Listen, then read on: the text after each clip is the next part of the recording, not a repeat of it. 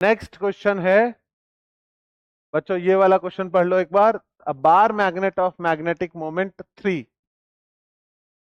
Magnetic moment m vector फिर से दिया हुआ है कितना 3, is placed in a uniform magnetic inductor, uniform field में रखा हुआ है और उसकी वैल्यू भी दी हुई है, b वेक्टर दिया हुआ है बच्चों, ये b वेक्टर दिया हुआ है, m वेक्टर दिया। If each pole experiences a force of this, अच्छा इस बार मैंने सोचा था कि टॉर्क का क्वेश्चन होगा।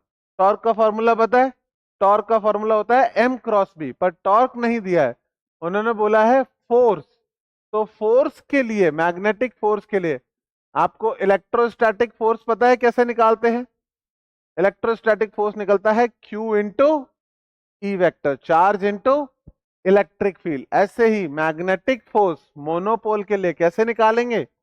मैग्नेटिक फोर्स के लिए याद रखो, चार्ज की जगह आ जाता है मैग्नेटिक चार्ज। मैग्नेटिक चार्ज नहीं बोलना चाह रहा हूं मैं, मैग्नेटिक चार्ज से याद रखना है, उसका सही नाम होता है पोल स्ट्रेंथ।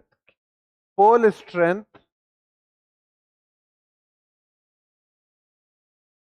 का किससे मल्टीप्लाई करना है? पोल स्ट्रेंथ का मल्टीप्लाई करना है बी वेक्टर से। जैसे क्यू ई वेक्टर ऐसे ही q M B vector. Is that clear? तो इस केस में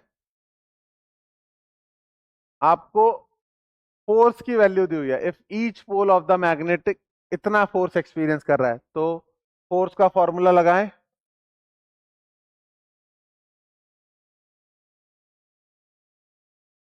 फोर्स की वैल्यू है 6 इंटू 10⁻⁻⁴। क्यू एम गिवन नहीं है। बी वेक्टर कितना दिया हुआ है? 2 इंटू 10⁻⁻5। इससे पोल स्ट्रेंथ मिल जाएगी बच्चों। पोल स्ट्रेंथ आ रही है मेरी 2 से 6 घटा 3, 10⁻⁻5, 10⁻⁻4, इधर आके 30 हो जाएगा। तो क्यू एम की वैल्यू आ गई 30। सब कुछ ऐसा यूनिट्स में कर रहे हैं हम। ओके, तो अब जब ये वैल्यू आ गई तब याद करो डाइपोल मोमेंट कैसे कैलकुलेट करते हैं। दो फॉर्मूले होते हैं, एक मैग्नेट के लिए मोनोपोल स्ट्रेंथ इनटू लेंथ, और एक करंट कैरिंग कॉइल के लिए क्या फॉर्मूला होता है? एन आई ए वेक्टर, राइट। इन दोनों में से कोई एक यूज करना होगा। इस केस में ये यूज करेंगे। लेंथ कैलकुलेट करना है हमको, लेंथ कैलकुलेट करना है तो डाइपोल मोमेंट दिया हुआ है 3, मोनोपोल स्ट्रेंथ निकल के आई 30, और लेंथ की वैल्यू आ जाएगी